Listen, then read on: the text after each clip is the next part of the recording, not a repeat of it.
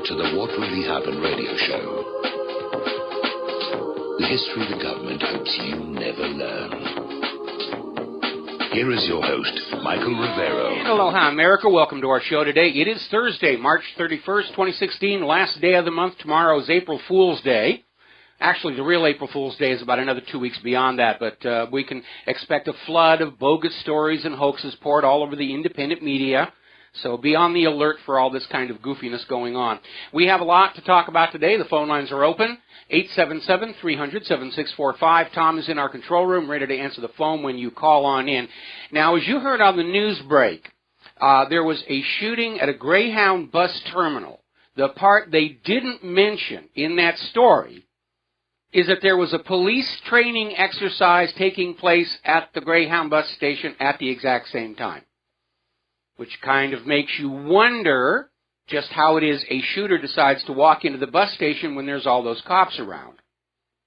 So just something to think about. Of course, we're not going to find out from the shooter what he was thinking because he's conveniently dead. There was earlier today concerns that there was a terror attack at Sweden's second largest airport. Social media was out there saying, oh, it's ISIS, it's Syria, it's this, it's that. As it turned out, there were two suspicious plastic bags, and the bomb squad basically detonated them, and that was the explosion that was heard. And as far as anybody knows, there wasn't anything in the bags that warranted that attention, but everybody's nerves are stretched to the breaking point after Brussels and Paris and everything. All right, let's talk about Donald Trump here. And they're still trying to gain traction over this Lewandowski assault and this issue about Trump getting demands from his opposition, if you will, Kasich and Cruz. You should fire your campaign manager. Well, obviously, if you want to cripple somebody's campaign, you force them into firing their campaign manager. Lewandowski's apparently doing a really good job because Trump is well and truly ahead. And so that's what they're out there. And, of course, Trump is standing by his man. And, again, the big embarrassment is that the security camera videotapes do not support Michelle Field's statements as to what happened. Now, over at the Washington Post, they're looking at the tape, and they're pointing out that there is a security man right alongside Lewandowski, and they both look alike, and it may have been the security guy who grabbed Fields and dragged her out of there because she was inside the security perimeter where she wasn't supposed to be. Now, the other day we were talking about how Michelle Fields had accused the NYPD of manhandling her and assault and beating her up when she was trying to cover the Occupy protests in New York, and the police were trying to clear the area, and she refused to go, and they basically made her move, and she said, oh, it's assault, it's abuse. Now it's come on out that back in 2012, she falsely accused Mark Dice of harassment. So Michelle Fields is a professional victim. She's one of those feminists who thinks screaming rape or assault or anything is a legitimate tool to use against her male competitors or anybody she thinks ought to be a target. Even Michael Savage is on her case and saying the Trump campaign ought to be suing her. And one of the big problems, of course, is that while everyone's talking about Lewandowski and Michelle Fields, they're not talking about the other issues, which is really what the campaign is supposed to be about. So we're still hearing from the Republican leadership that they're going to basically tear up the rules that would make it obvious Trump has to be the nominee. We're talking about Rule 40, which was created in 2012 to keep Ron Paul off the floor, and now, of course, it's keeping all of Trump's competitors, his competition, off the floor, because he's well ahead in terms of the number of states where he's won the popular vote. So they're just going to change the rules here again, and I took the advice of that guy who called into the show yesterday, and I made up a graphic of, Darth GOP chairman standing in front of the convention saying, I am altering the rules of the convention. Pray I don't alter them further. I know it's a lousy Darth Vader impression, but I haven't worked on it. There's an interesting little video out there on What Really, we posted it to the front of WhatReallyHappened.com. And it's somebody who went in with the camera to some of these anti-Trump protests and asked them a very simple question. What specifically are you protesting about? What has Donald Trump said that you're opposed to? And they're out there saying, oh, well, he hates women, he's racist. And the guy says, specifically, What has he said? Give me a quote from Donald Trump that you oppose to. And they're all flustered. They actually can't explain why they're protesting, which makes sense when you realize that large numbers of them are there for the $15 an hour they're being paid by the Soros organizations. Now, right now, everybody is trying to bash Trump over his comment on abortion. Now, what Donald Trump actually said is that if abortion was made illegal and a woman got an abortion, she should be prosecuted. Well, if something is illegal and you do it, isn't that what's supposed to happen? If you're selling secrets off your weak email server for contributions to your charitable foundation and that's against the law, shouldn't you be prosecuted? And everybody's jumping on Trump. They're trying to spin it into, this idea of persecuting women who want freedom of choice. Now, longtime listeners and readers understand that my views on abortion are kind of middle of the road. I understand that under certain circumstances, abortion is necessary and should be available. I am opposed to this cavalier attitude of declaring embryos to be non-human so that abortion can be used as retroactive birth control by women who won't use contraception because they're not that kind of girl. And then they get caught and they say, oh, I'll just get an abortion. No big deal. I have a real problem with that because nobody knows when life actually begins. Everybody has an opinion based on their own particular perceived self-interest. And within the context of a marriage, I do think husbands should have some say whether their wives can abort their children. I've been through that experience myself. And this idea that, when you're married, and in my case, my first marriage was with the specific understanding I wanted a kid. I wanted to be a daddy. I wanted to be a daddy ever since I was a little kid. And then to be told that, no, your wife can just change her mind and have an abortion and you have nothing to say about it. But if you decide to divorce her to find a woman who wants to have children, boy, are we going to clean you out in divorce court. It's a very one-sided situation. No man can have an experience like that and remain entirely cheerful, and that's a good explanation for why I am the way I am today. Now, getting on back to the issues, there's a very good analysis coming out of Investment Watch blog. Donald Trump could easily beat Hillary Clinton by using Bill Clinton's exact same campaign strategy from 1992, which focused on the economy. It's the economy, stupid. We're going to make the economy great. I got a magic federal budget surplus, which he got by looting Social Security, which is another issue entirely. And the corporate media is out there trying to insist that, Cruz can beat Hillary, even though he can't beat Trump. Kasich can beat Hillary, even though he can't beat Trump. But Hillary will just steamroll over Donald Trump. She's so afraid of him. Now, the big story that was happening just a little while before we went to airtime, Donald Trump had a private meeting with the GOP leadership. And all the news crews were out there, and the meeting was over, and everybody hopped into their little black Suburbans and took off behind the tinted windows. And we don't know what was discussed in there, except that Donald Trump tweeted it was a nice meeting. So I'm going to engage in a little speculation here.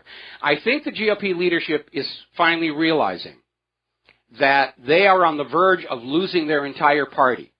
They have so angered Republican voters. There's that petition that's out there saying that if you keep Donald Trump from the nomination, we're going to leave the Republican Party. We'll look to form a new party. And you have Donald Trump backing away from his commitment to support the GOP candidate. You have Cruz backing away from his commitment to support the GOP candidate. You have Kasich backing away from his commitment. And so now all of a sudden you're looking at 3 third-party races. And the GOP understands they're going to hand the White House to Hillary, and that, too, will destroy the Republican Party. So maybe they've made a deal. More when we get back. And aloha, America. Welcome back to the show. Now, as you know, the FBI has been investigating, or at least putting on a convincing show of investigating Hillary's private email server, which had weaker security than Ashley Madison, on which were parked some of the nation's darkest secrets. And again, remember the Chinagate scandal. When Bill Clinton was running for re-election, he authorized the transfer of sensitive technology with military applications to China, and Chinese money poured into his re-election campaign, using Chinese American citizens to make it look quasi-legal. But when the scandal broke, Chinagate, one of those conduits admitted the money was coming from Chinese intelligence. So it is a reasonable question to ask. If the real reason Hillary wanted that private email server was to sell the nation's secrets to foreign governments, who would then make a large donation to her charitable foundation, which would legally be able to collect payments from foreign sources and launder the money. It's a reasonable question. Nobody seems to want to go near it. Now, Judge Napolitano is out there saying that the upcoming round of interviews with the Clinton aides and with Hillary Clinton herself may be the end of her campaign. Because if anyone pleads the Fifth Amendment, it's a catastrophe. Even if Loretta Lynch blocks any actual charges, and we know Loretta Lynch is already dropping hints that, it's, spying and selling out the nation while Secretary of State, that's just not worth prosecuting, but we're going to go after those global warming deniers.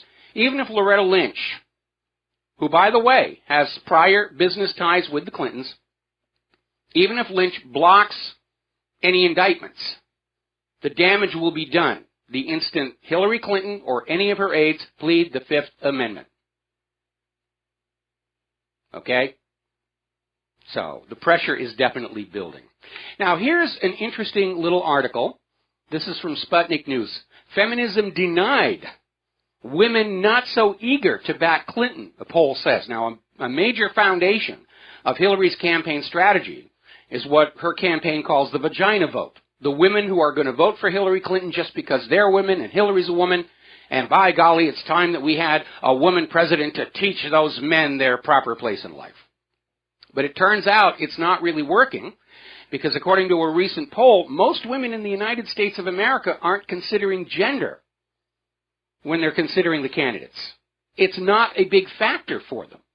And I get a lot of hate email from Hillary supporters saying, you're just opposed to her because you don't want a woman president. That's not accurate. I don't want that woman as president. You come up with another woman who's capable and doesn't have this long history of corruption, yeah, count me in. I thought Linda Lingle would have made a great vice president for John McCain, but then he went with Caribou Barbie. So, now, interesting little story. The website Vox is carrying what the editor Ezra Klein describes as an excellent tax calculator that tells you how each presidential candidate's tax plan will affect you. But according to this article coming out of RINF.com, it doesn't really do that. It's actually a gimmick. It's a deceptive advertisement for Hillary Clinton, because whatever you type on in, Hillary's economic plan is going to be lower taxes and more spending on you. So there's a lot of very deceptive advertising going on out there. Now, Sanders is soaring. In fact, I just saw a banner on the We Hate Donald Trump network. He's actually ahead of Hillary in the polls in Wisconsin.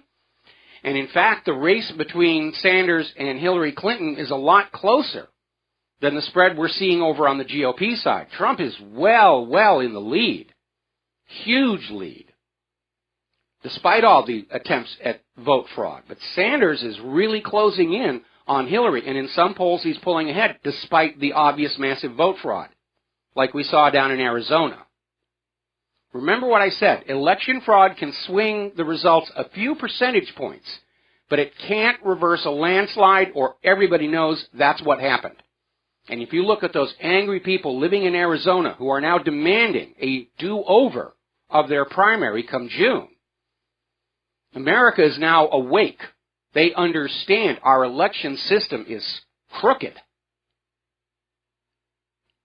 Another article coming out of Investment Watch blog, they're not even pretending anymore to try and run an honest election, and they're talking about how Bernie Sanders is not on the ballot in Washington, D.C., and somehow, they're saying it was a mistake, it was an honest mistake, and we weren't notified until just one day after the deadline for getting somebody in there.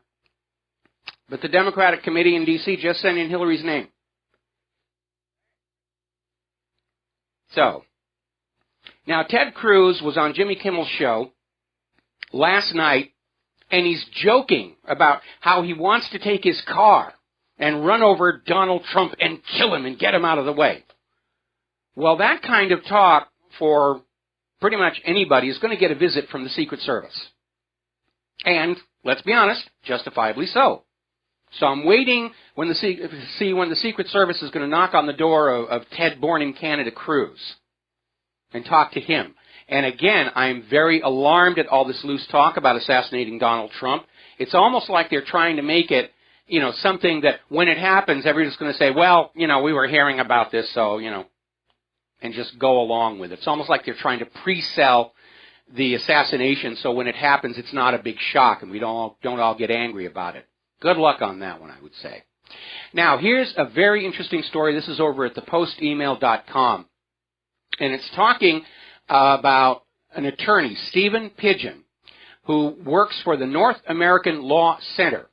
And he was on a talk radio show that NALC has obtained, basically saying the North American Law Center has obtained intelligence and documentation from Canada itself, showing that Ted Cruz was strictly, meaning only, a Canadian citizen throughout his life until he came to the United States of America, renounced his Canadian citizenship, and became a naturalized American citizen. Now, you need to remember, naturalization is not the same thing as natural born.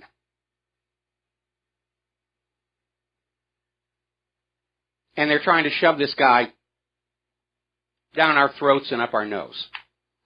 So let's get back to the secret meeting that Trump just had with the GOP leadership.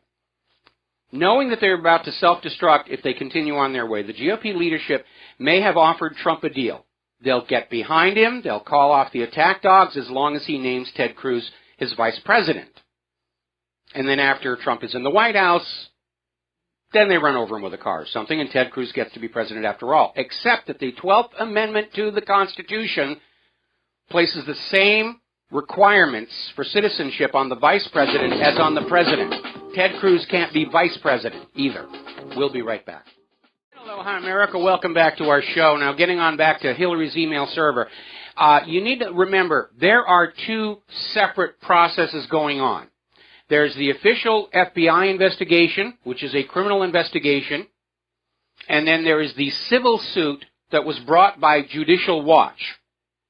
Now, Loretta Lynch can block the FBI by saying, I refuse to issue any indictments no matter what you found.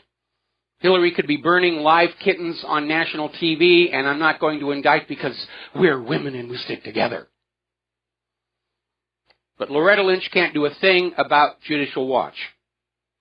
And the judge who is hearing the Judicial Watch case has granted discovery to Judicial Watch, and in the ruling basically said there is evidence of government wrongdoing and bad faith. So this is moving forward. Alrighty, now then.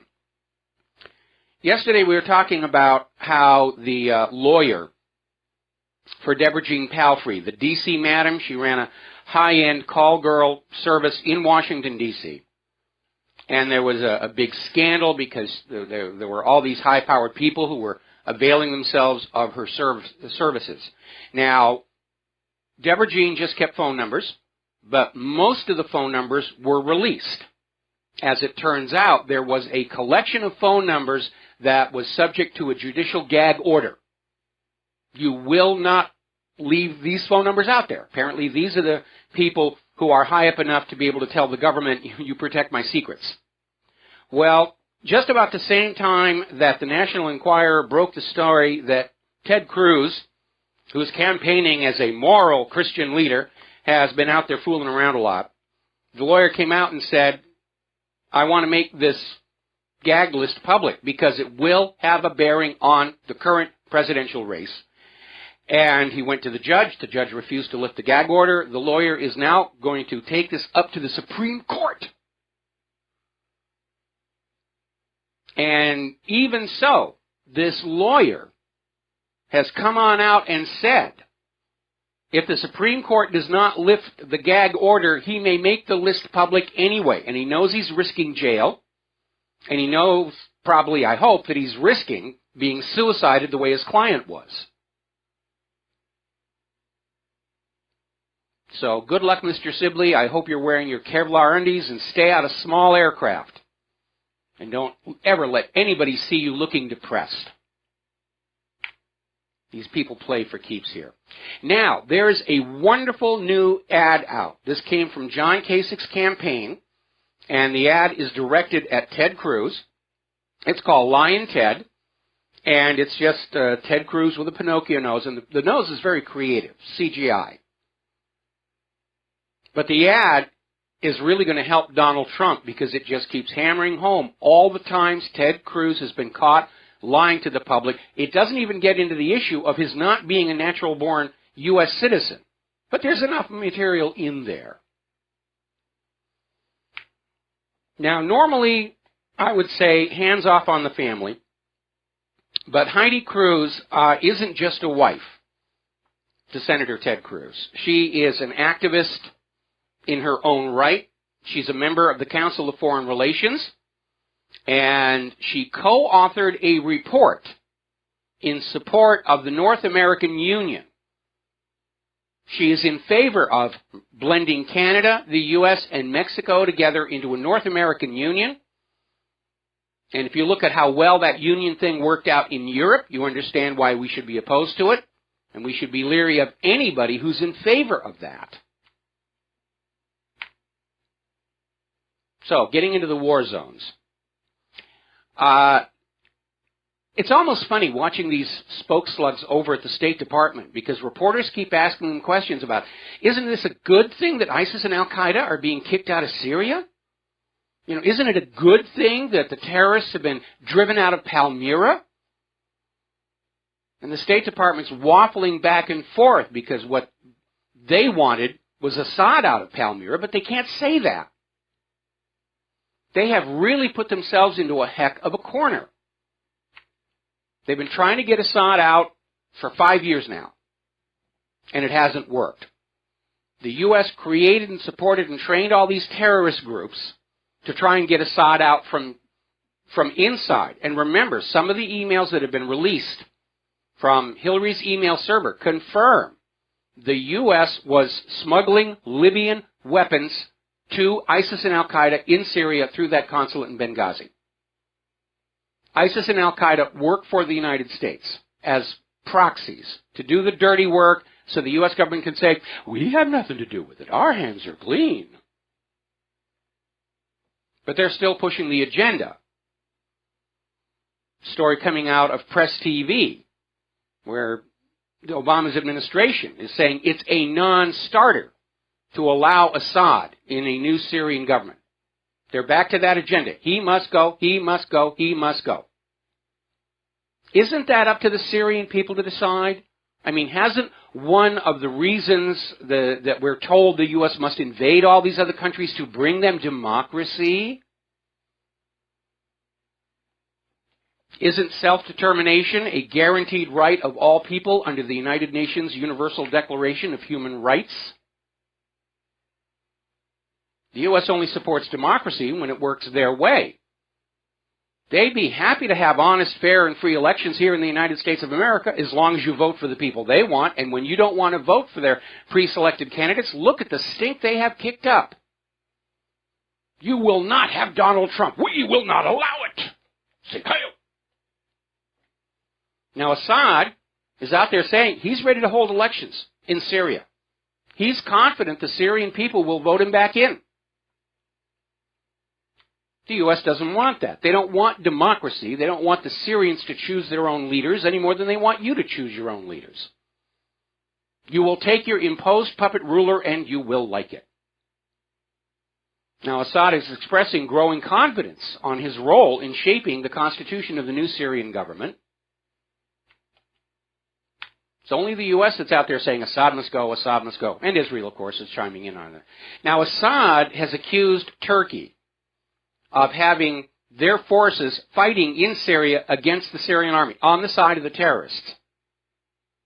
Erdogan's army, these aren't covert operatives. These are uniformed Turkish troops inside Syria.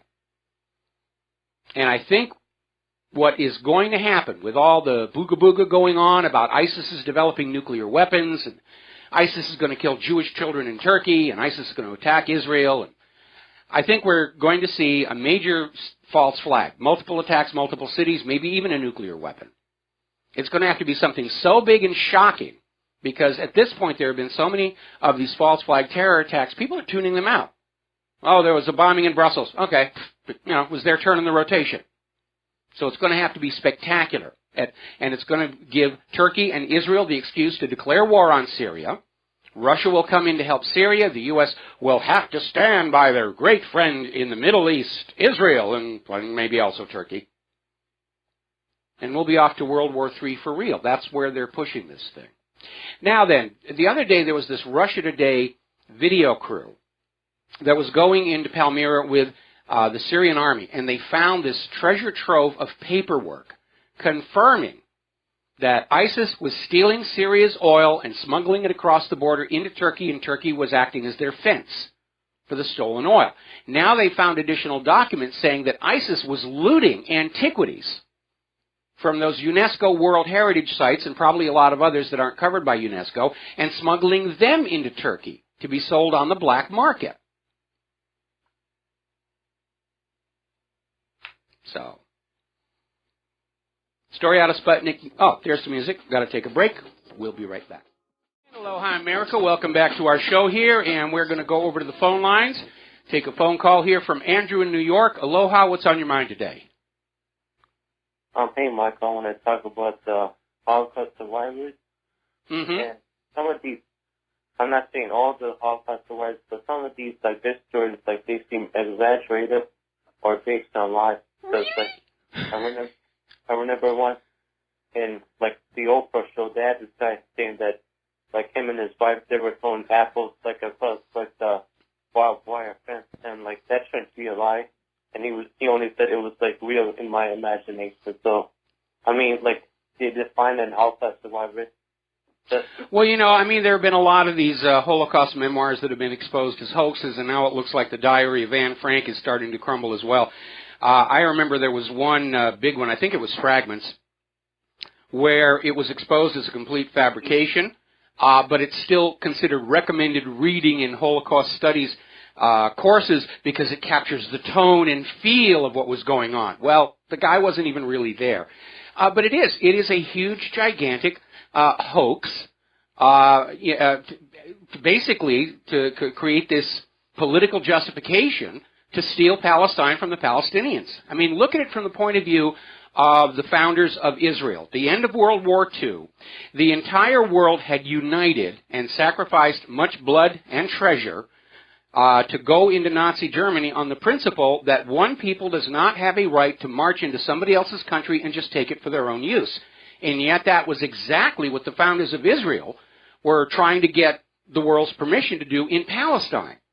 And so they needed a propaganda device that was so powerful that the same world that had stopped Nazi Germany, kicked them out of France and Norway and all those other places the Nazis had stolen, to just turn around and look the other way while the founders of Israel stole Palestine for their new country. And so they took the existing information about World War II and they started to exaggerate it. Those camps were not death camps or execution camps, they were factories.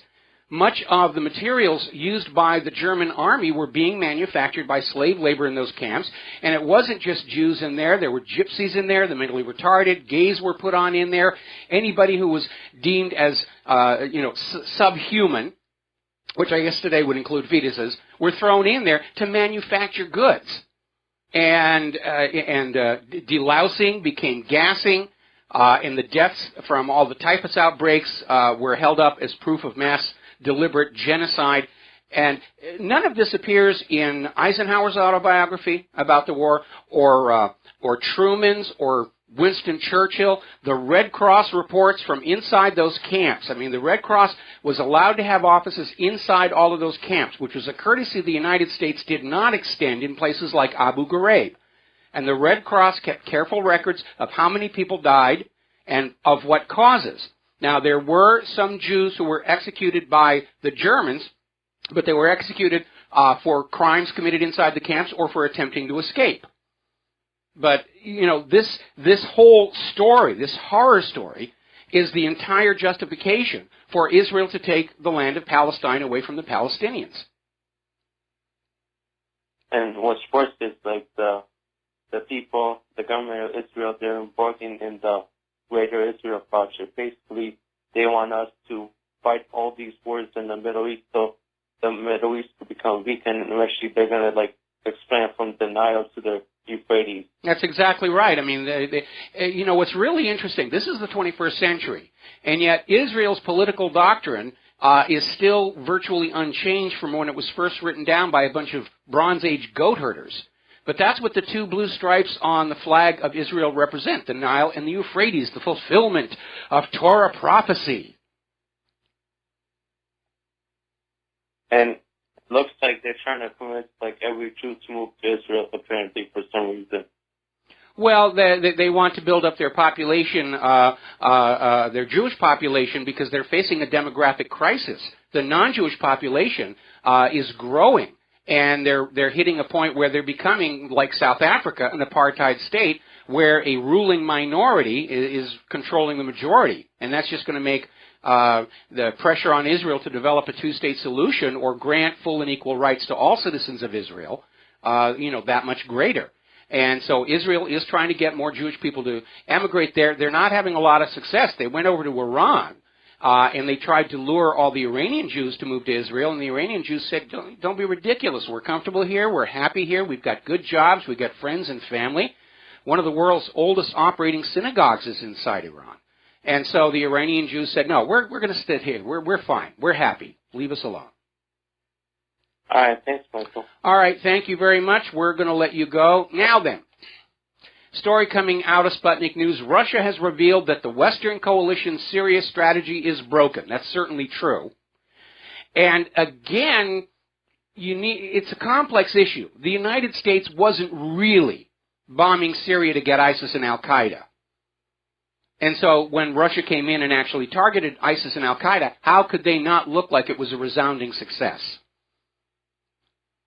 But the reality is the Syria strategy was broken even before Russia showed up, because the world already was aware that this was all about the U.S. kicking out Assad and installing a puppet regime. Because the U.S. has now done this so many times to so many countries, everybody understands that's how the U.S. has been conducting foreign policy. Overthrow from within, covert coup d'etat, puppet government, everybody goes home happy, except the people of the conquered nation. Okay, moving on here. Now, one of the things that's got to be making Bashar al-Assad very nervous, even while our corporate media is out there screaming about ISIS nuclear bombs and the Russian threat and the Chinese threat, there are U.S. nuclear-tipped missiles inside Turkey, only 100 miles from Syria. And that is a tremendous threat. Some hothead turns the key and things are going to get really interesting. Now, up in Europe, the U.S. has decided to deploy an additional armored brigade in Eastern Europe to counter Russian aggression. Well, I've been keeping a scorecard. Russia isn't the aggressor. Russia hasn't gone into Iraq 3 times. Russia didn't go into Afghanistan, not since they got kicked out the last time. Russia didn't go into Yemen. Russia didn't go into Libya. Russia's not drooling to go into Iran. It's the U.S. that is the aggressor. But the U.S. is sending this additional armored brigade to Eastern Europe, and the Europeans can't be happy about this. The last 2 world wars were fought in part on their front lawns, and they cannot be happy about a possible third replay. Russia is responding, saying that they will have an asymmetrical response to this major U.S. troop buildup in Europe. And again, nobody is fooled by all this talk about Russian aggression. Because look at who's been doing all the invading of all the countries, or the drone strikes, or the coup d'etats over the last 17 years. Up in Ukraine, the situation regarding corruption and the public response to it is deteriorating. And the corruption is all tracking back right up to the Poroshenko administration. Which makes sense. When you're a puppet ruler sent in by a foreign power to run a nation, you're not going to be concerned about doing a good job for the people in the nation. You're going to be taking advantage of the situation. You are, by definition, a criminal by being a puppet ruler of another country.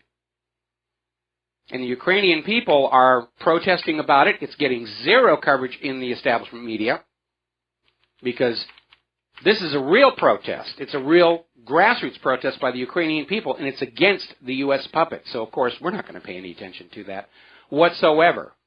Now, Victoria Nuland, who shows up like a portending angel of death over all future U.S. targets, is now threatening Cyprus President Nikos Anastasiadis. I'll get it right. Trying to block the growing relationship between Cyprus and Russia.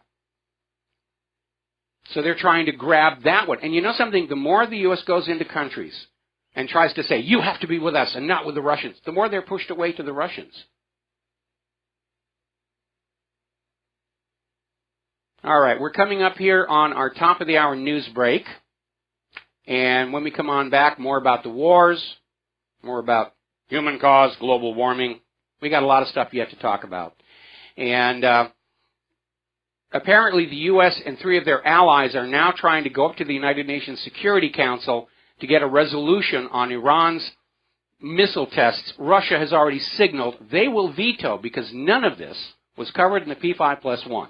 And all nations have a right to self-defense in the face of impending invasion. We'll be right back. Aloha, America. Welcome back to the show. Hour number 2. The phone lines are open, 877-300-7645. And I'm looking at the We Hate Donald Trump network, formerly Fox News, and they're running this banner at the bottom saying Donald Trump says that women who have abortions must be punished. And that's very misleading because what Donald Trump actually said is, if abortion were made illegal, women who got abortions should be punished.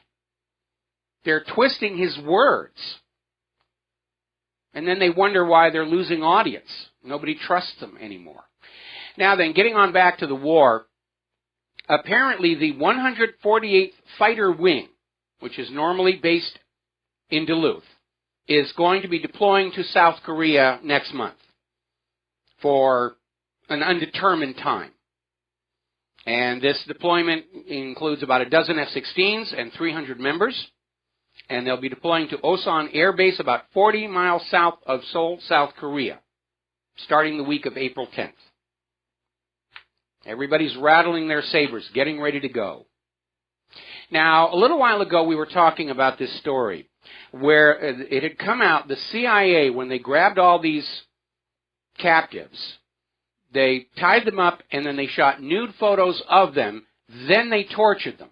So that if anybody said, hey, we think you're torturing these people, they would produce the photos and say, see, no, there's nothing on their body. It was a deception. Well, that's blown back on them now because taking humiliating photos of prisoners is a violation of the Geneva Accords.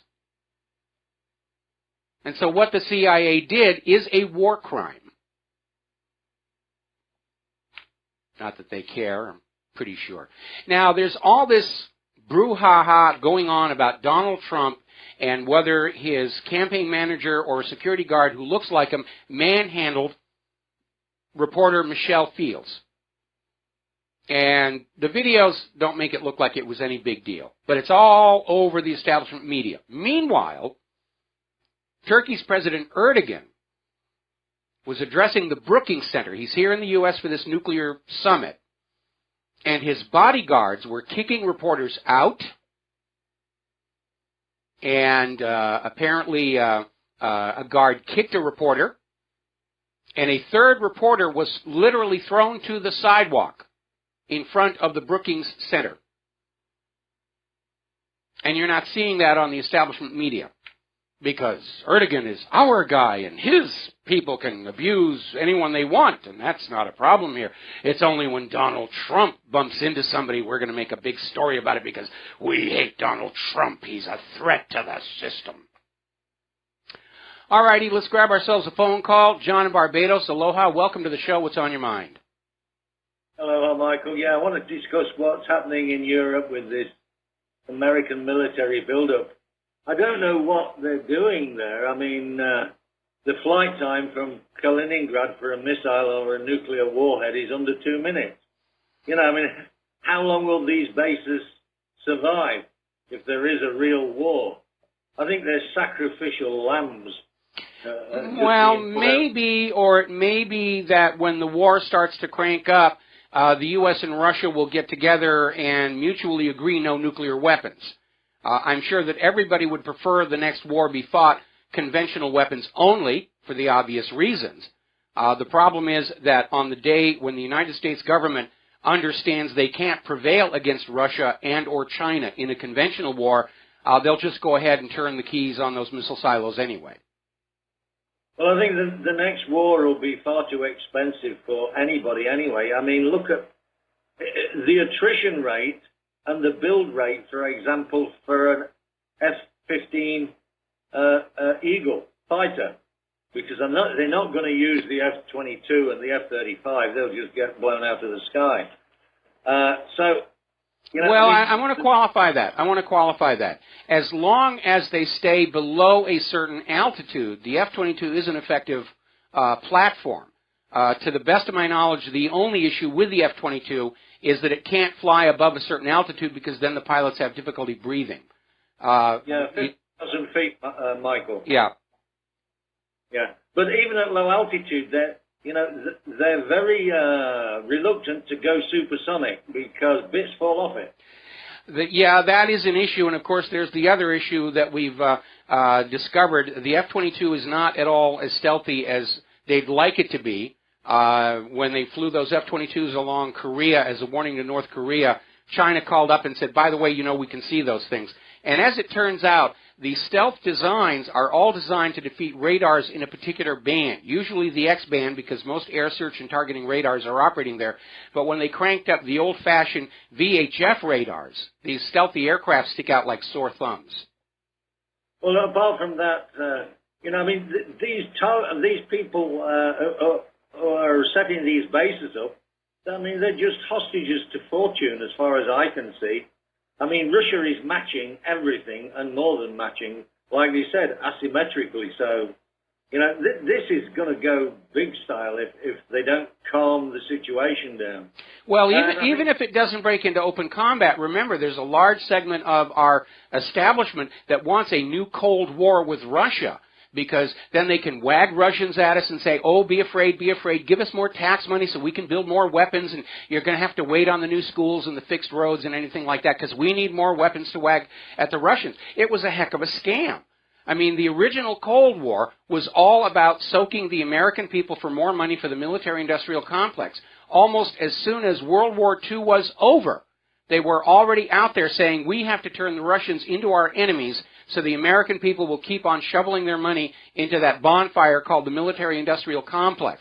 And that is, of course, what led to that whole McCarthy blacklisting thing in Hollywood, because the controllers were going on out to Hollywood, who'd done a very good job creating propaganda movies to support the World War II effort, and they said, now you've got to demonize the Russians. And all these people in Hollywood are saying, wait a minute, the Russians were on our side. They helped us defeat the Nazis. And I have to draw a line here. And anybody who didn't go along with starting to demonize the Russians to support the Cold War wound up on that blacklist and got kicked out of Hollywood. Well, I'm looking at what the ordinary people in Britain and Europe are saying on the blogs, in newspapers, in the comment sections when we're allowed to comment. And in fact, we look on Russia more friendly than we do the U.S. We've seen what the U.S. have done to various countries around the world. Yes. And the people of Europe just want the American troops out. Well, again, as I said earlier in the show, World War I was fought in Europe. World War II was fought partly in Europe. If you ever tour Europe, the scars from the first two world wars are still there to be seen. That's something we don't have here in the United States of America, which is why World War is kind of an abstraction for most people.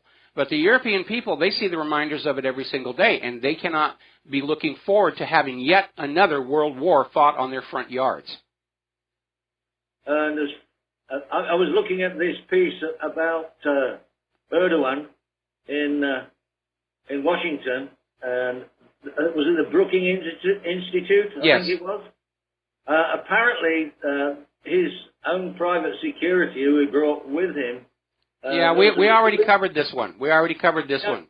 It's a little bit of a confrontation with the local police force, apparently. Well, and with the reporters, and of course it makes anything that Trump is accused of doing, seem relatively insignificant. But the We Hate Donald Trump network is still out there trying to say, Trump's people are violent, and we're not going to hear a word about Erdogan's bodyguards assaulting the police and assaulting journalists in front of the Brookings Center.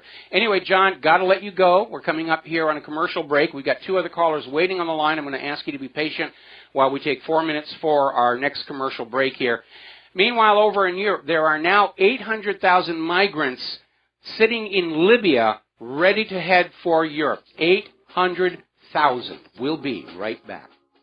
Aloha, America. Welcome back to the show. We're going to go to the phones here to our callers who have been waiting very, very patiently indeed. Brian in California. Aloha. What's on your mind today? Yeah, Mike, thanks for taking my call.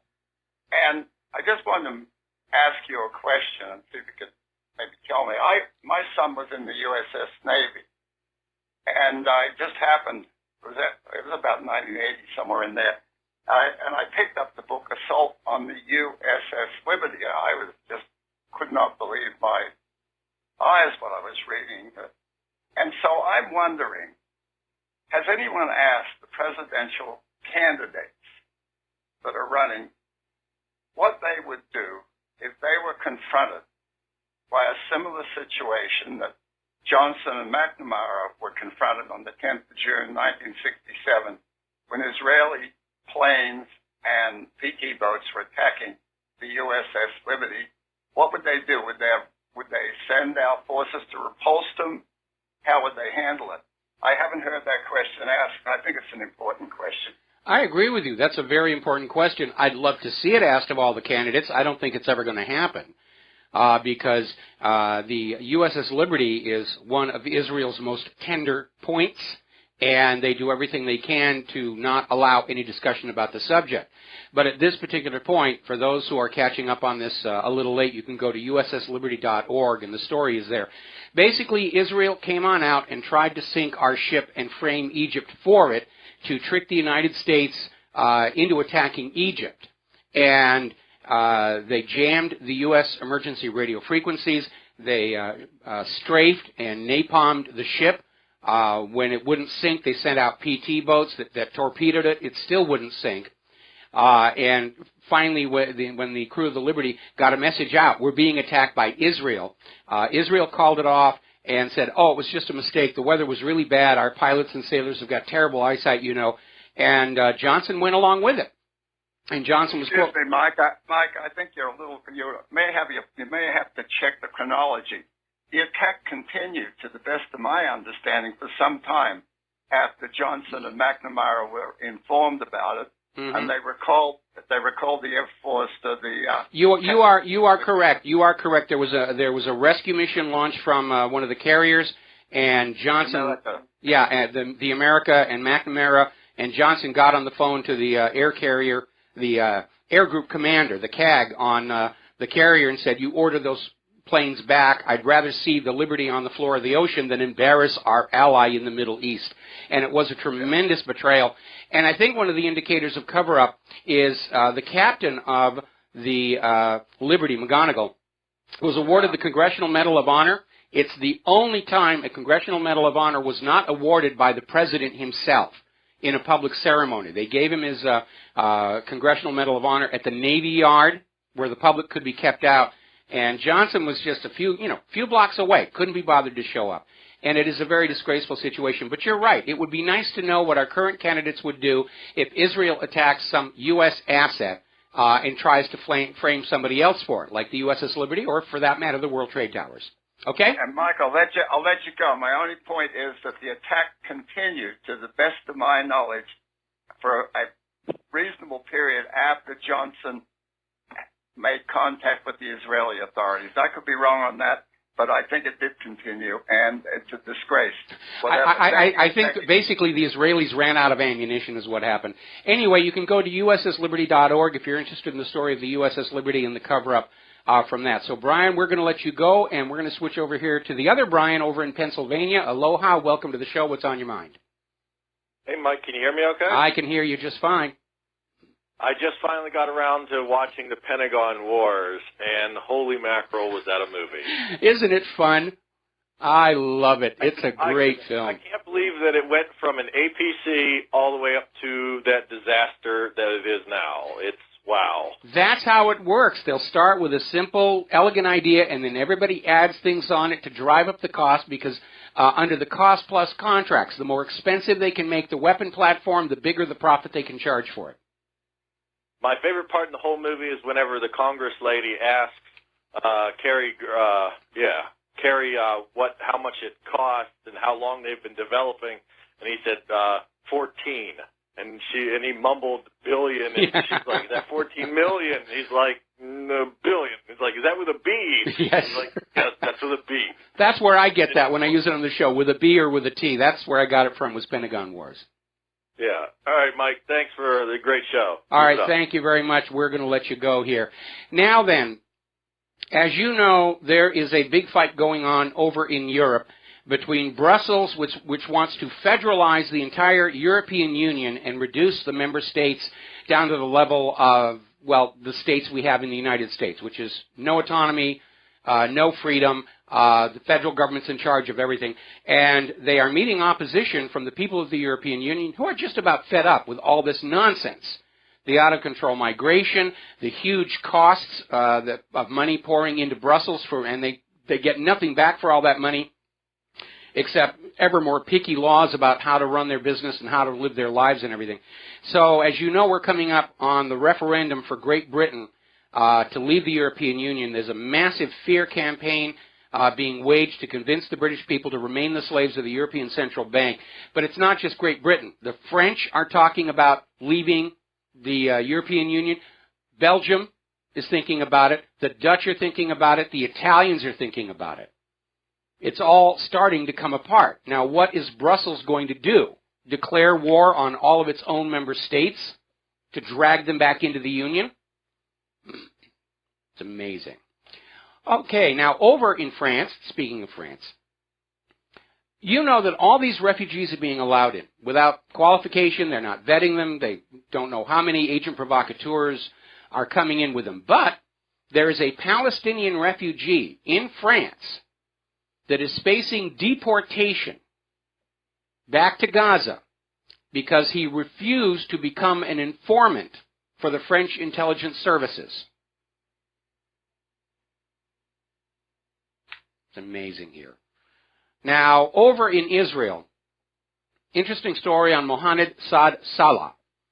Now, his home was one of the homes that settlers attacked and tried to burn to the ground, and he organized a demonstration saying it's not right for the settlers to come in and try and burn our houses down, which I think we all pretty much agree with. Israel has now thrown him in jail for organizing the protest.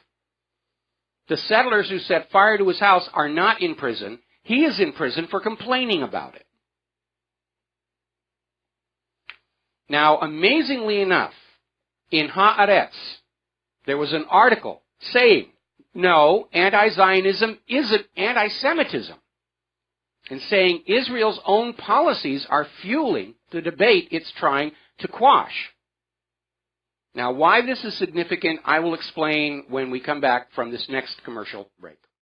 And aloha, America. Welcome back to the show here. So we're talking about this article that appeared in Haaretz, which is one of the major newspapers and websites in Israel. This is Israeli media, acknowledging that opposition to the actions of Israel's government is not, in fact, anti-Semitism or Jew hate. It is opposition to the actions of Israel's government.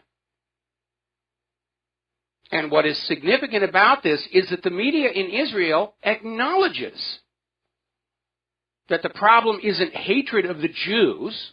The problem is the behavior of Israel's government, which is a concept apparently beyond the mental abilities of the Board of Regents of the University of California and the Government of Canada and a whole bunch of others who are out there absolutely convinced that criticism of Israel's government only exists because of hatred of the Jews, which is kind of like saying that criticism of the Nazis only existed because everybody hates the Germans. And it's silly, but that's exactly how Israel tries to use anti-Semitism as a shield for its behavior. It's not who they are, it's not their ethnic group, it's not their religion, it is how they behave that is the problem. Which brings us to Israeli Interior Minister Aryeh Deri, who holds office even though he has a past criminal background, and he and one of his close associates are now under investigation for suspected criminal behavior concerning corruption in 2 unrelated cases.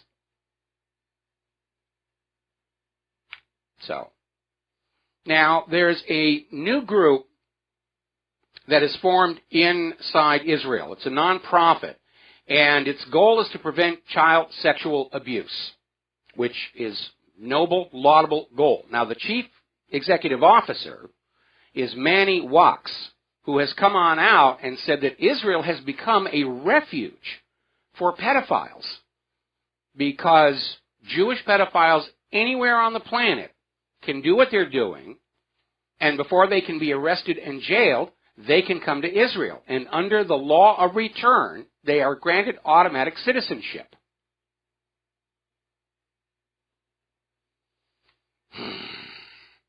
Now, Dick Cheney is back in the news again. He does seem to get a lot of media coverage, and he's out there warning there's going to be another 9/11 style attack, and if anybody's going to know, it'll be Dick Cheney. But he's out there wagging the terror as hard as he can. It's part of an ongoing campaign. Over at Harvard University, one of their researchers is out there saying ISIS is on the brink of using nuclear weapons. Where have we heard that one before? Saddam is on the brink of using nuclear weapons. Iran is on the brink of using nuclear weapons. ISIS is on the brink of using nuclear weapons. What really happened is on the brink of using nuclear weapons. We're not. We don't have room enough in our bedroom for all the centrifuges that would be required. Now then, we talked about this a little bit before, using all kinds of loopholes and flimsy excuses.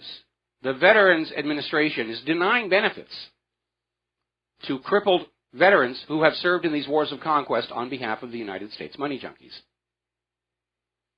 And it occurs to me, looking at this, 125,000 veterans denied care by the VA. That's government-managed health care right there. For everybody who still thinks that Obamacare is a good idea, that's government-managed health care right there. Oh, no, you ate a donut when we told you not to control your sugar. Your benefits are cut off. Our entire government has become a gigantic money motel. Your money goes in, but it never comes out. Now, there's an article here over at IntelliHub, Targeting America, the FBI, COINTELPRO, and Project Pedophile. Now, we've been talking about COINTELPRO all the way back to the 1960s. This was where the FBI was going on out, disrupting protesting groups. They targeted the anti-Vietnam movement. They targeted the civil rights movement. They targeted the early feminists. They were targeting Native Americans to go on in and cause trouble, to discredit them so that Americans would not listen to them. Some of the frauds they pulled off were the day the hippies took over Disneyland, the Black Panther coloring book, and apparently what has surfaced is that the FBI runs a project where if anybody is getting to be too influential in pointing out where the government is behaving badly, they will frame them for child sexual abuse. It's called Project Pedophile. Or they'll claim that they're mentally unstable, they're crazy, in order to isolate and destroy them. And by the way, this is a tactic right out of Stalin's Soviet Union. We don't have to answer their questions. They're crazy, they're perverts. You don't want to be seen with them. The other side really does love to play dirty. So, let's talk about the economy a little bit. Initial jobless claims in the U.S. rose last week to a 2-month high. Took all of the officials by surprise. They were expecting it to remain flat, and it didn't. And so the jobless claims are starting back up again. And we're not obviously even sure we can trust those numbers. They'll always come out with a number, and then 2-3 months down the road, we had to revise the earlier figures, and they're a lot worse than we told you they were. But, we've got new figures now that look really good. And then 2 months down the road, well, we've had to revise those back down. We know that there are among the legal American citizens in this country, roughly 40%, willing and able to work, have not been able to find jobs for years.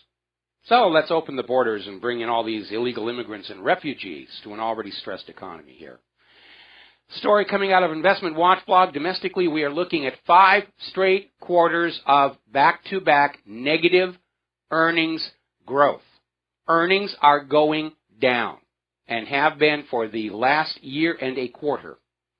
That is not a good sign. Now, everybody's going to be saying, well, the stock market's up. The stock market's looking really good. Well, what's going on in the stock market right now appears to be a lot of corporate buybacks. They're buying their own stock back. They're using borrowed money to do it. And behind all of that, I suspect that there is an effort to find some way to pay off all the debt that is covered by credit default swaps by taking on new debt that is not covered by credit default swaps. Which, to be very honest, if I were in some kind of control, I'd be saying that's exactly what you need to be doing. Citigroup is now warning 2 million jobs will be lost in banking. So let's all feel sorry for the bankers. Oh.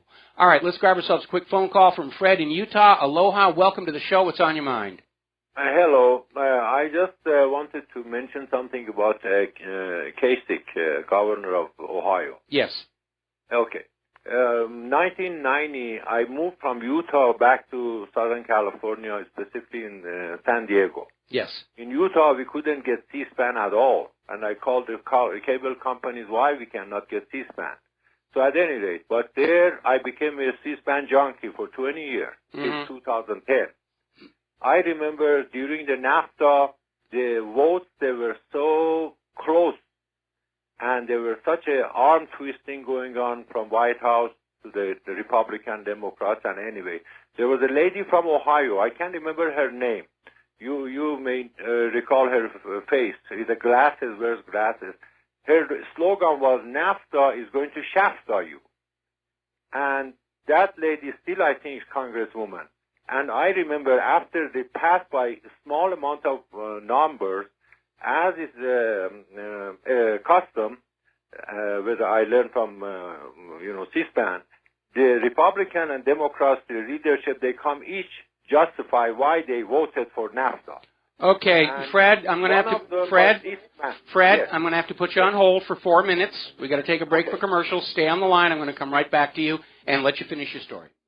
Aloha, America. Welcome back to our show here, and we're going to go back to Fred in Utah, and you were talking about NAFTA and something that you saw in the Congress that relates to John Kasich.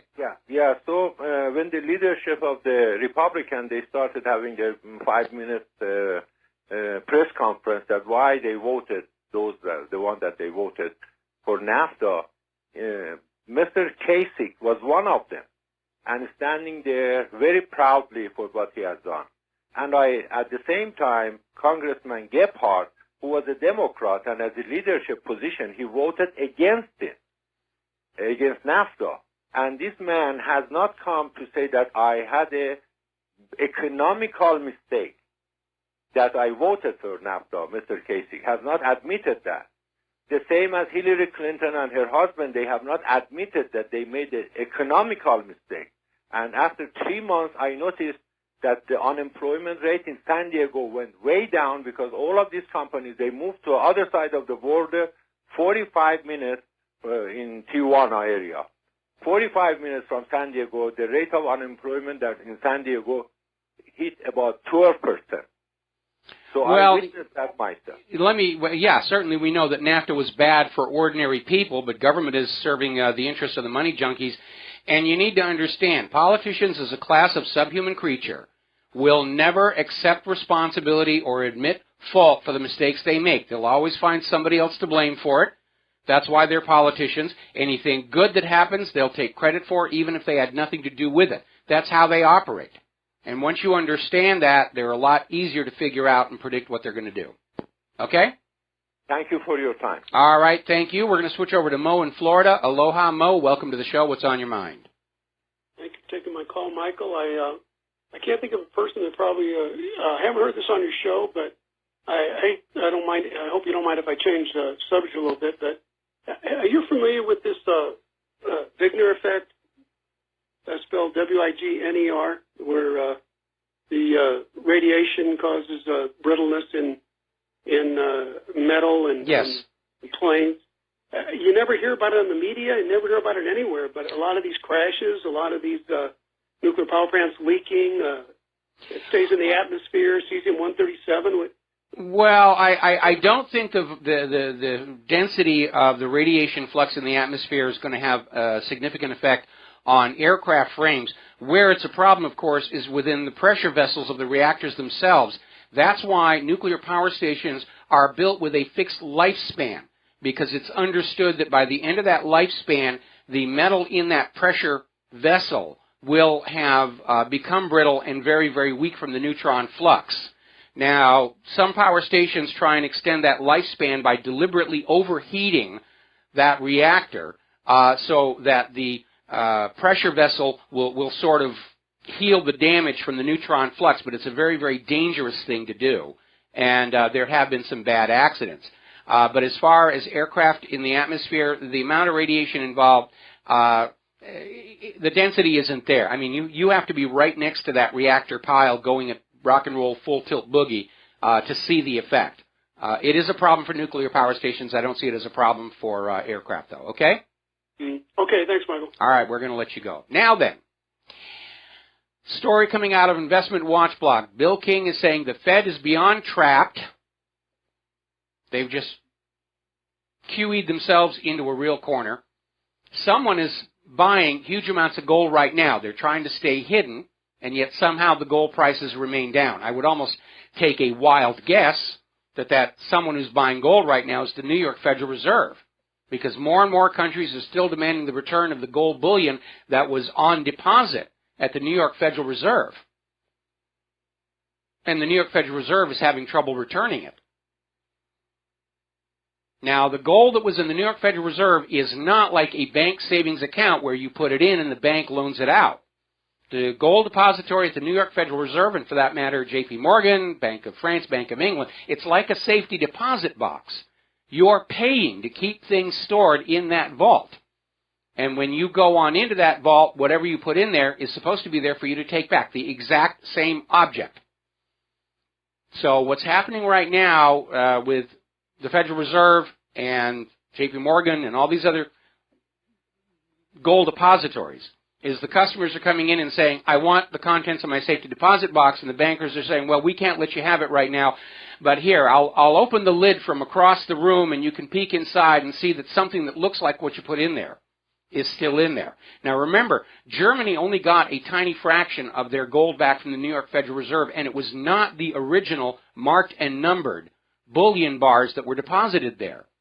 It was new bullion bars, which turned out to be less pure than the ones Germany had sent on over. So they're scrambling to cover this gold shortfall and prevent a gold run on all these bullion depositories. And we talked about this a lot in America's Book of Secrets, the episode on the gold conspiracy. Everything we talked about there, it's definitely coming true.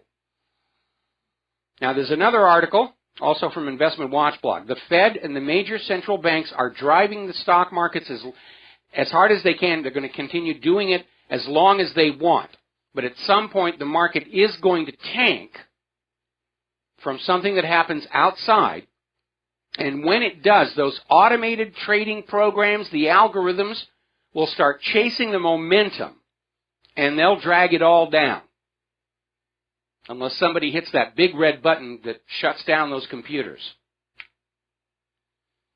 Now, not too long ago, there was a banker in Italy, a gentleman by the name of Rossi, was 51 years old. He was a banking executive, and he was found dead at the bottom of a tall structure, and it was immediately declared a suicide. The parents are saying, no, he was murdered because he knew too much about the bank's shady financial deals. And as the world comes to understand that finance and banking is a criminal, fraudulent enterprise, again, go back to that movie, The Big Short. Prosecutors in Siena have agreed to have the body exhumed and examined and analyze the trajectory of his fall to discover exactly how he died. Did he really jump or was he shoved? We have a lot of bankers and finance people dying under mysterious circumstances. Same thing that we're seeing with all these holistic doctors and cancer researchers who are looking into Nagelets and GC math. A lot of wet work going on right now, trying to keep the corporate power intact. Now, not too long ago, the Obama administration announced an effort to eliminate red tape, and he sent out a bunch of executive orders. You will reduce regulation. You will trim it all back.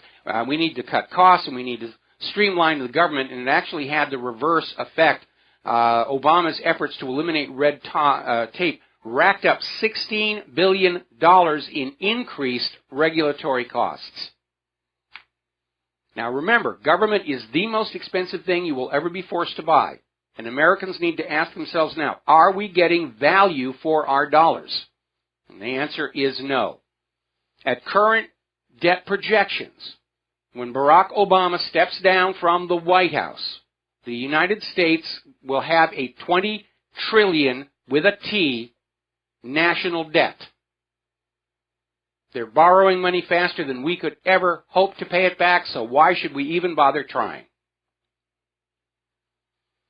Now, a few weeks ago, Obama made a comment about 3 former presidents making prisoner swaps at the end of wars as part of his justification for releasing the people in Guantanamo.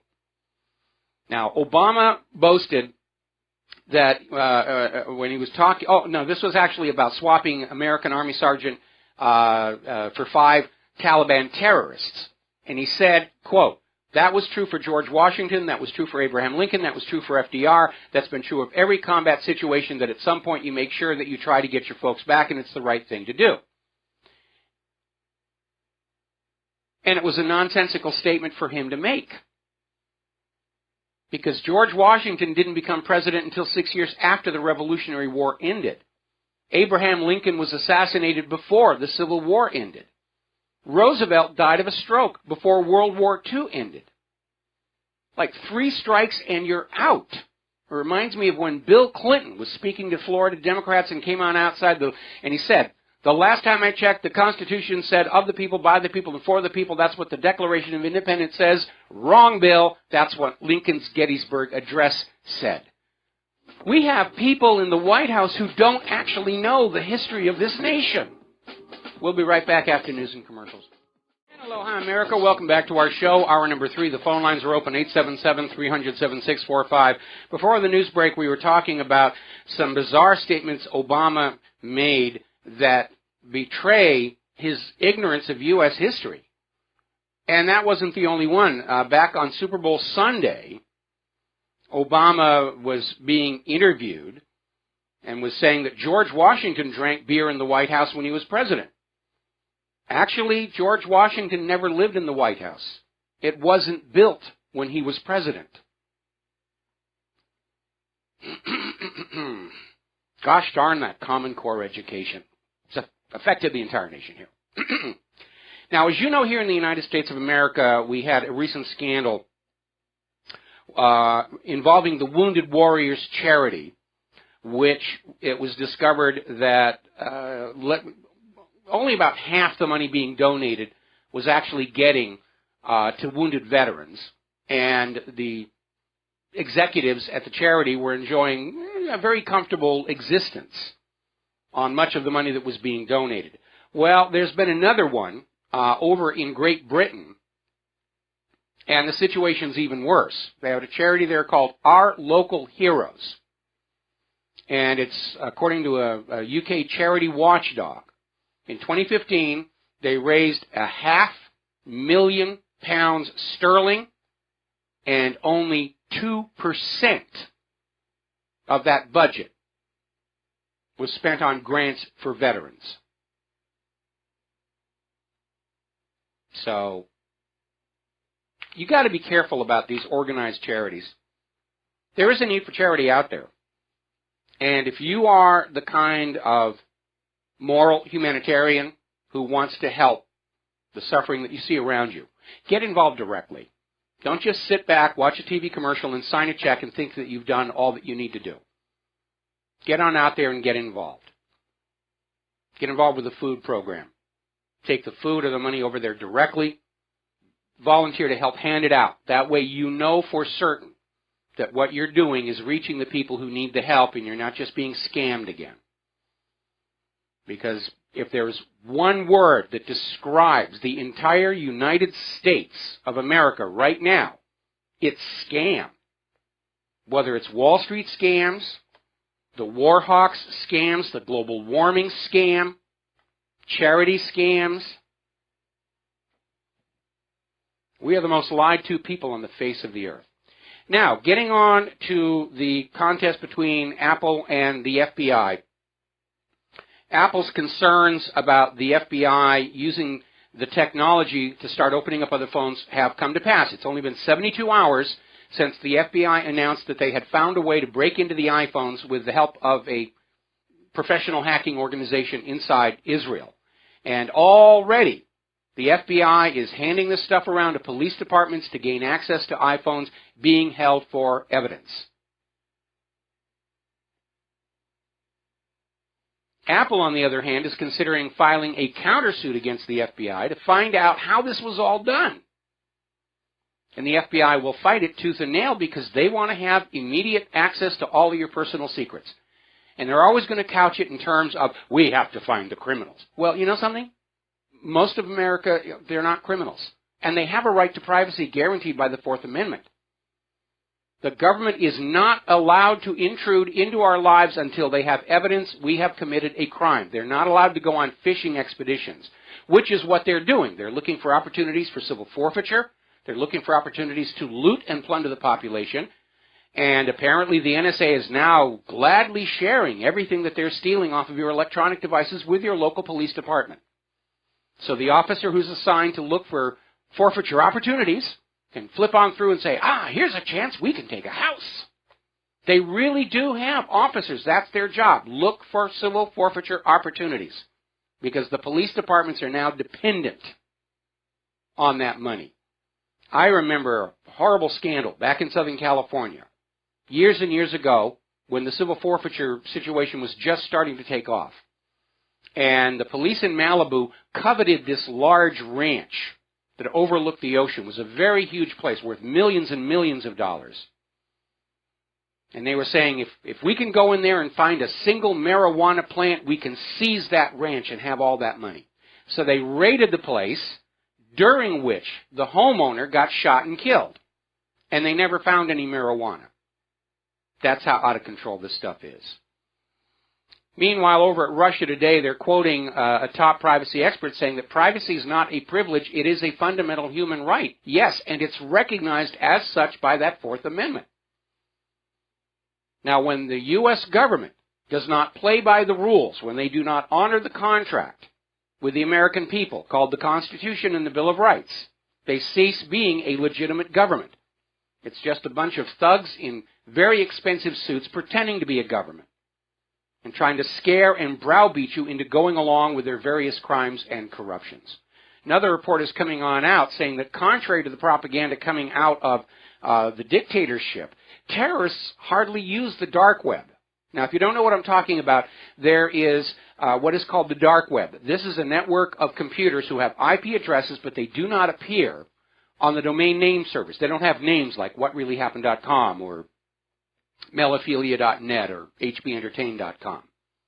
They're just IPs, and so they're hidden from normal users. You have to know that IP in order to go to the website, and there's a lot of stuff going on over there.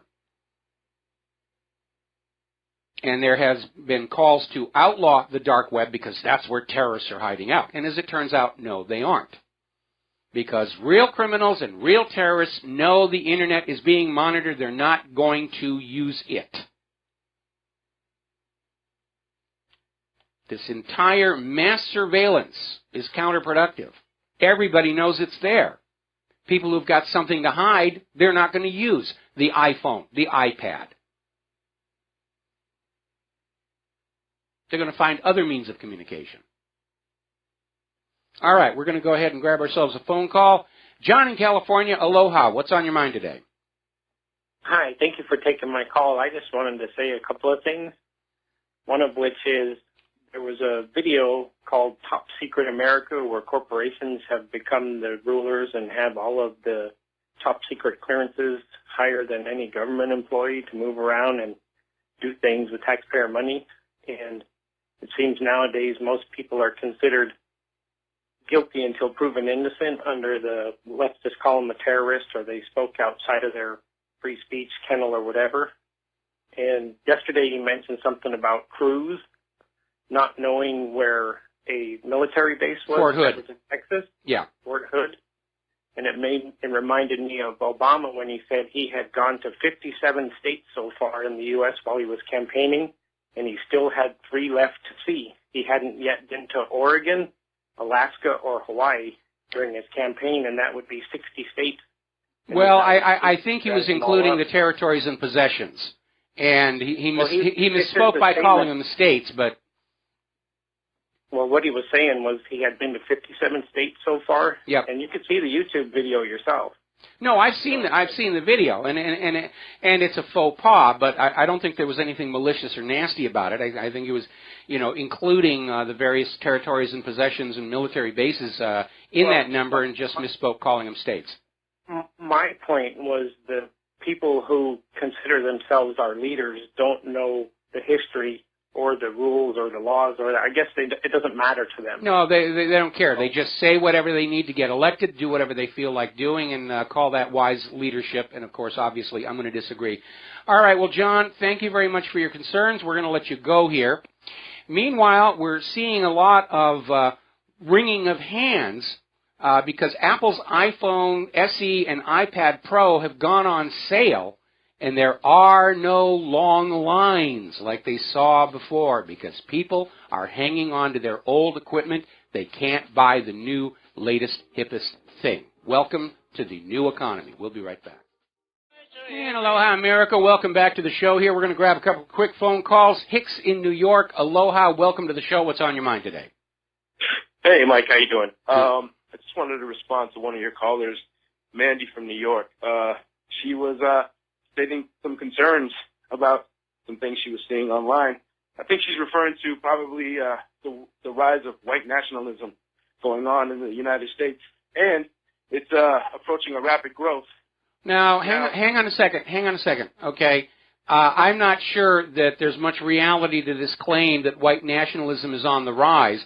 What we're seeing is a pushback against this idea that certain selected ethnic groups be given special treatment and privilege over everybody else, whether it's the Black Lives Matter group, which I'm opposed to that name. All lives matter equally, not just black lives.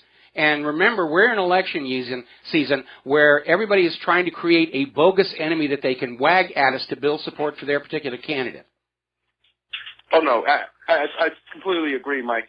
But, whether you want to call it white nationalism or listen, there was an incident recently. You probably touched on this. A young man was assaulted by an African American at SFSU, and she was her complaint was cultural appropriation. Now this triggered a lot of people, a lot of white people, and one thing, white people, you want to make a person feel white really quickly, start abusing them constantly, putting them into a corner. And yet, suddenly people start looking around like, oh wait, I'm white, and then the nationalism starts happening. Now, well, again, I think people are pulling together. I mean, just like you have street gangs for mutual protection. We've got that knockout game was going on for a while. We've got these idiotic PC people out there saying that white Band-Aids are a sign of white privilege, and it's reached absolutely ridiculous degrees of excess, and so people are standing up and say, I'm tired of being treated like I'm automatically a villain, because discrimination goes in both ways. It's just as wrong to discriminate against people with light-colored skin as it is to discriminate against people with dark-colored skin, but for some reason, people with light-colored skin, it's okay to discriminate against them in our society, but you can't discriminate against the Mexicans, you can't discriminate against the blacks, and heaven help you if you discriminate against the Israelis. But white people, yeah, sure, they're fair game right now in our PC culture. And I think, people don't like being made into targets. And, yeah, they're going to start pulling together and saying, we've got to stand up for our equal rights under this situation. And again, I think this whole Black Lives Matter, the very name of it is racist in reverse. All lives matter. That's what they should have called themselves, okay? All right. Well, I totally agree, Mike. all right. Well, listen, thank you very much for the phone call. We're going to grab one more phone call today from Mark in North Carolina. Aloha. Welcome to the show. What's on your mind? How you doing, Mike? Mike, I was just thinking when you talk about the wounded warriors, I thought this for a while. As a matter of fact, it was Donald Trump that brought my attention to it a few years ago, before he was even considering running for president, said that each one of these severely wounded veterans should get like millions of dollars. I think like $4 or $5 million each. And I agree. There's no reason they should have to go and practically beg for anything or ask for charity or anything else. This is something the government has a responsibility for, because this government send them, and in our name, they send them in our name into these places, whether we agree with these wars or not. They send these men into these places where they got severely wounded, and the government has a responsibility. We have a responsibility to see that they get everything they need and then some. They don't have to go on some shyster program like, what do you call it, wounded warriors. I absolutely agree with you. I absolutely agree with you. And it is shameful how the same government that got these kids to sign up for the military, claiming they were going to be protecting the United States, and then sent them off as a bunch of hired mercenaries to loot other countries for the benefit of American corporations, just doesn't care about them. They're disposable. Once they're used up and no longer useful, just throw them away and wait for them to die and stop being a burden. Anyway, Mark, I got to let you go here, and we're going to go ahead and close the phone lines, because I got a lot of stuff I need to get to before the end of the show. Now, there's an article that's coming out from Tech Dirt. Why are people using ad blockers? Some of the ads can be pretty annoying, okay? But what it turns out, as you know, most ISP cell phone companies are moving away from the unlimited contracts. In many places, you can't get them anymore. And they're now metering your data usage. And there are some pretty tight caps on it. And the reason is to drive your bill up, to make you pay more money for less service than you were getting under the unlimited contracts. And it turns out the ads are eating up to 79% of the mobile data allotments.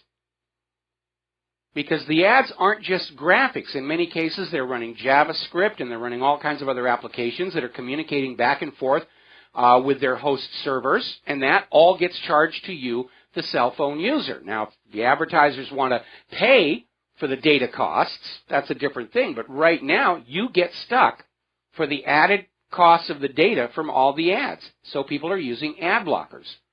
Now, a lot of large media concerns are now saying that if they catch you using an ad blocker, they're going to cut you off completely. Fine. Go ahead. Do it. Because we have this other problem nobody wants to talk about, and that's the malvertising. Because the cyber criminals are now setting up front companies pretending to be advertising companies, and they're going to large websites. Some major players have gotten burned with this, like even the New York Times got caught in this. And they'll say, we want to place an ad on your website. And the instant the ad is seen on your browser, the malware is planted. And a lot of it's ransomware. And they're now talking about this medical center whose computers had to be shut off. Apparently it was hit with ransomware. Maybe now that people's lives are at stake, we'll get the government to respond to the cybercrime situation with more than a, huh? What's going on? I don't understand. Are the tubes blocked?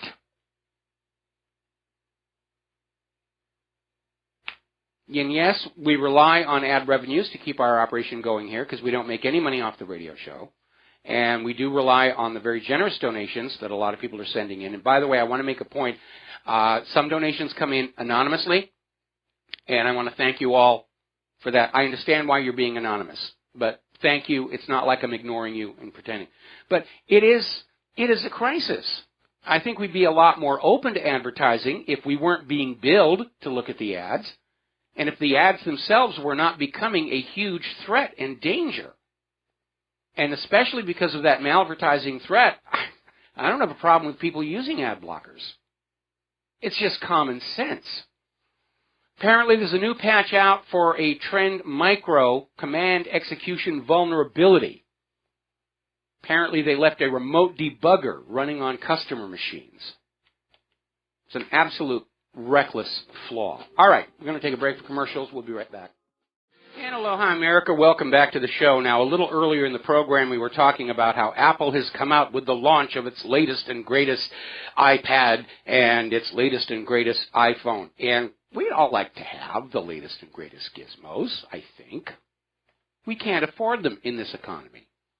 And Apple is kind of wringing their hands over the fact that for the first time in their experience, a product launch doesn't have huge lines waiting around the block to buy the new things. We just don't have the money. People are turning away from that social, imposed expectation of always having the newest of whatever it is that they're using. And they're hanging on to the old devices. They're trying to, when possible, repair them, because modern devices are not designed to be repaired. They're designed to be used up, thrown away, and you go buy a new one. And it's not just Apple, because we are hearing also from Tech Republic that Windows 10 has failed to spark a recovery in the PC market, not only in the consumer level, but businesses are hanging on to their older machines. They're not ready to upgrade.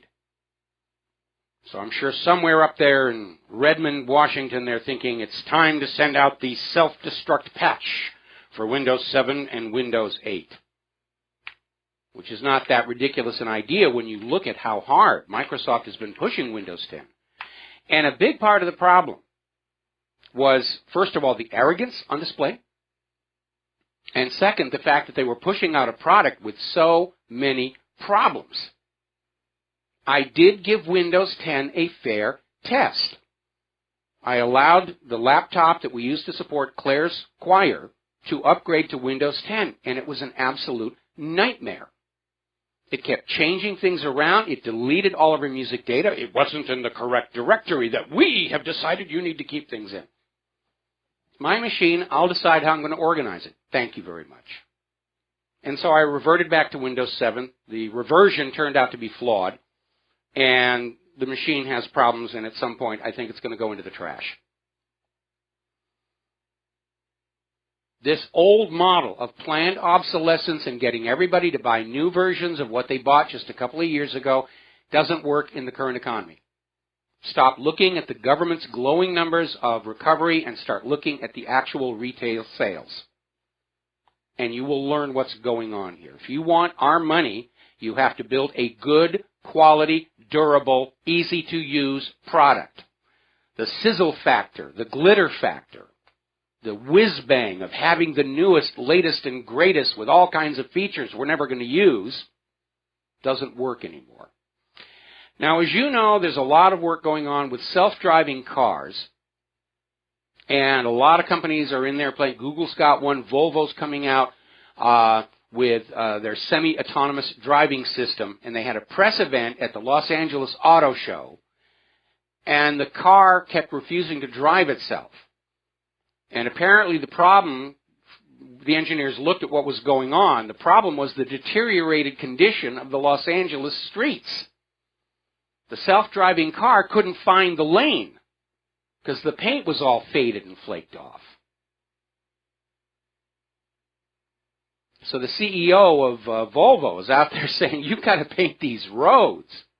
Well, you know, if we spend money on painting the roads, those terrorists are going to win. All right, so here we are. It's March 31st, the last day of March. March comes in like a lion, goes out like a lamb. Actually, it's going out like a lion.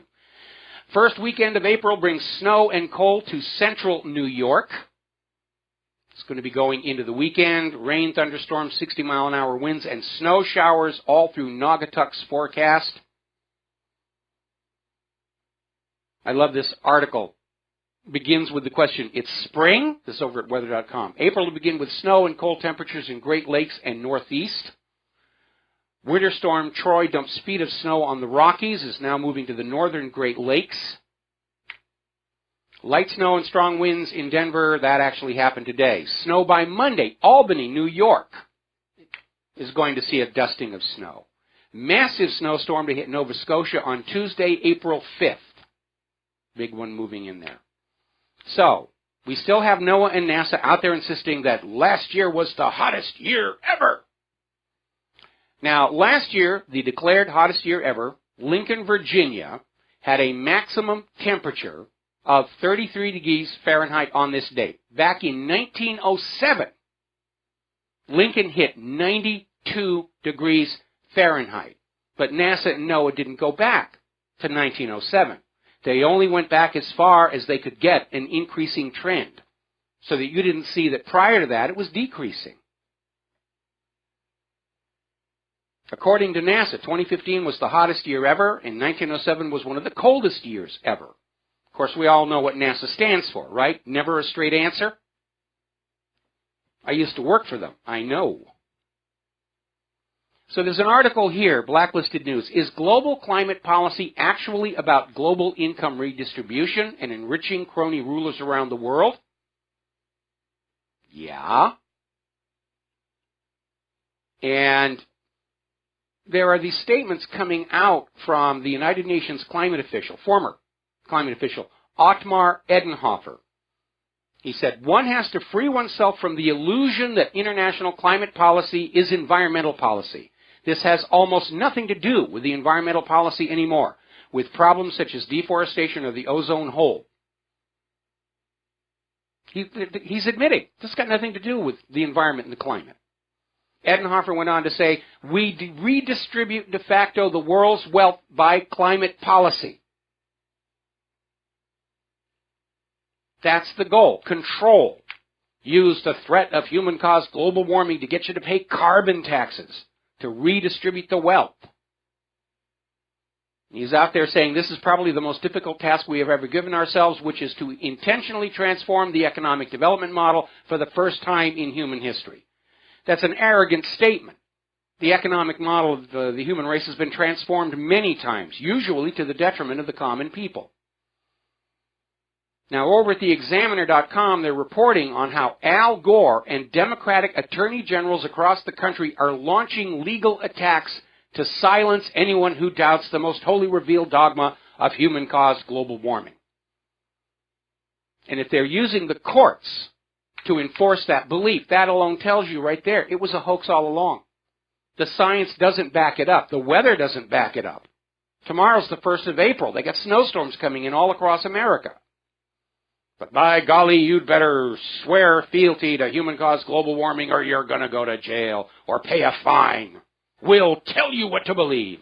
Stop using your own brain and your own senses, or the terrorists will win. Sun Edison, the world's largest green energy company, is now filing for bankruptcy. Another one of these global warming reactionary projects has failed. We're coming up on our last commercial break, and I want to talk a little bit more about this movie, Vaxxed. It is going to be screened in New York. It has a distribution deal. There is nothing they can do to stop it, other than coming into the film's producer and offering him a gob of money to just sell them the rights. And that has been done before. When there was that documentary done about the Franklin scandal, and that was blocked from airing on TV, and somebody came on in and literally bought up every copy of the VHS tape that was going to go on sale. So these things do happen. So when we come back from this next commercial break, we're going to be spending some time about the vaccine scandals, the growing evidence that there is a problem, and the desperate attempts by the vaccine industry and the government to keep you in the dark and keep you pumping in these highly profitable chemicals into your children's arms. We'll be right back. And aloha, America. Welcome back to the show here, and we're talking about vaccines. We're talking about the movie Vaxxed, and we're talking about the growing realization that vaccines are just a high-profit, let's sell medicine to perfectly healthy people who don't need it, and if they get sick in the process, we make more money off of them. And we have the industry trying to fight back and find some way to drive us all back into the fog of ignorance about what is being pumped into ours and our children's arms. Now, there's one unequivocal fact everybody needs to look at, and that is the soaring rates of autism in our children. Only a few decades ago, it was 1 out of every 50,000. Now it's an epidemic all across the country. And one of the factors that has changed over that interval of time is the sheer number of vaccines we are told to pump into our children's arms. Now, there's an interesting little story that came out of IntelliHub talking about a woman, Safia Yassin. who is an anti-vaxxer, and because she's opposed to vaccines, she's being smeared as an ISIS supporter. You know, ISIS is opposed to vaccinations. And I mean, it gets really ridiculous. Now, don't forget, over at the Food and Drug Administration's own website, there was a copy of the insert sheet for the Tripedia vaccine. Now, these vaccine companies will include these inserts. You're not allowed to read them. The doctors won't show them to you, but they're in there so that if there's an adverse reaction and you try and take them to court, they're going to take out the insert and say, look, you knew this was a risk. These things could happen. We're off the hook. We did give you warning.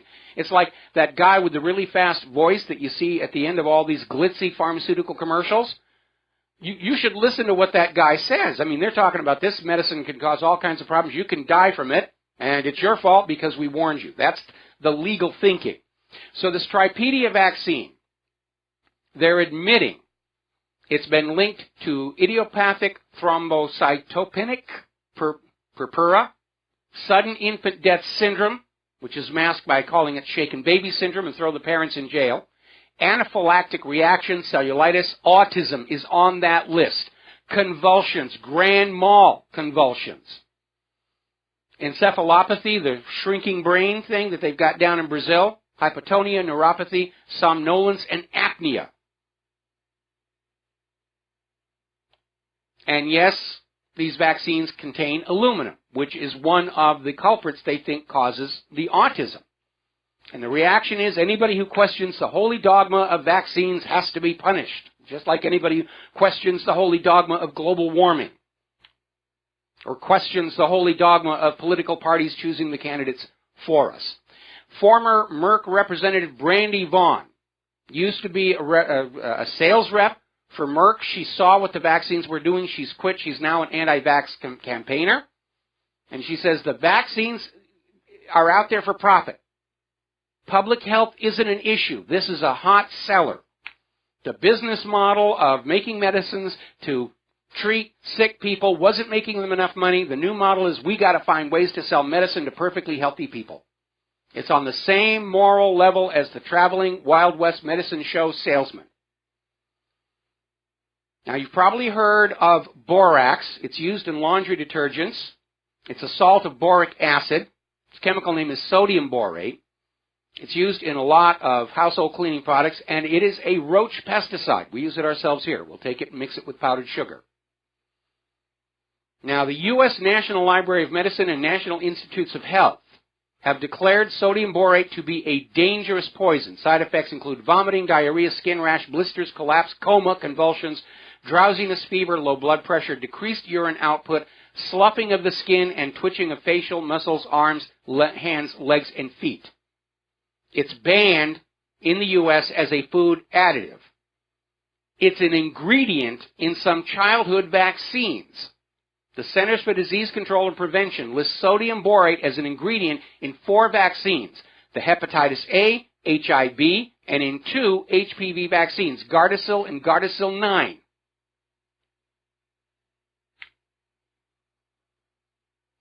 Another story coming out of Natural Blaze. Shocking medical survey shows 99% of doctors overprescribe opiate painkillers. Because that's what they're in the business of doing, getting you to buy the product. Doctors aren't about healing and treating and curing anymore. They're just there to write the little pieces of paper to tell you what to buy at your local drugstore. And there's a very good analysis about what's going on. This is from ZenGardner.com, and we've got it linked to the front page of WhatReallyHappened.com, how today's medical establishment was deliberately bastardized. And they're talking about how back in the 1800s, homeopathic medicine was the preferred course of treatment because it worked and it had few side effects. And chemically produced medicines were considered a last-ditch approach because of the dangers.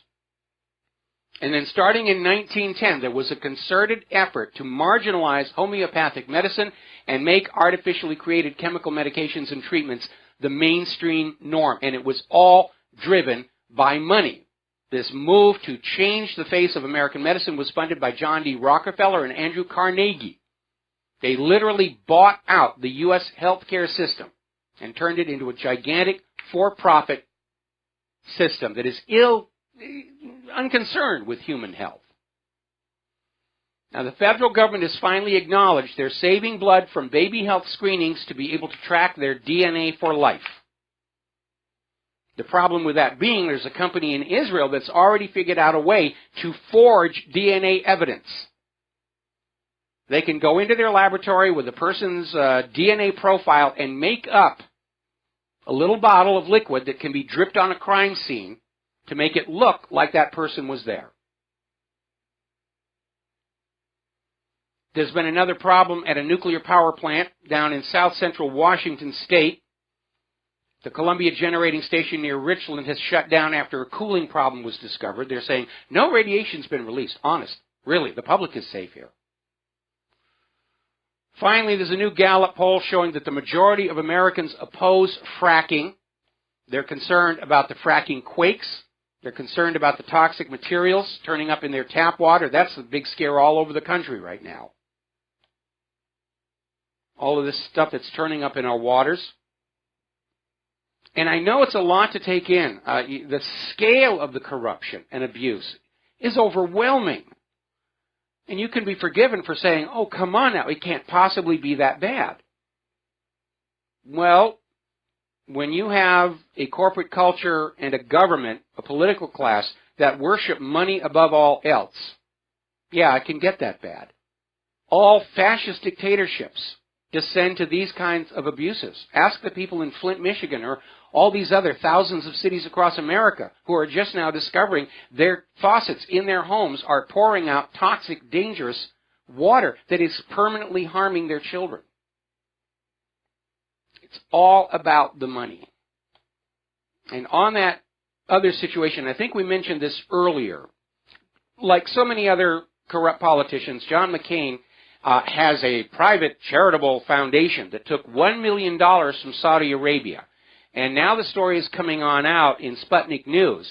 That money came in just before John McCain started leading the charge to wreck the P5+1. And they're now saying, is it possible a foreign government was trying to influence internal U.S. policy? Yeah. Happens all the time, mostly from Israel, but Israel doesn't have an exclusive monopoly on corrupted politicians in Congress.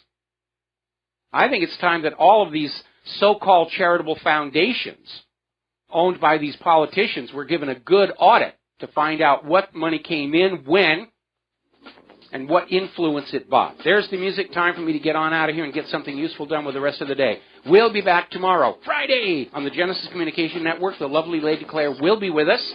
And until then, stay informed, stay skeptical, make good choices, share what you know with everybody you know. Thanks again for the donations coming in. It really is helping us update some of our worn-out gear. We'll be back tomorrow. Aloha, America.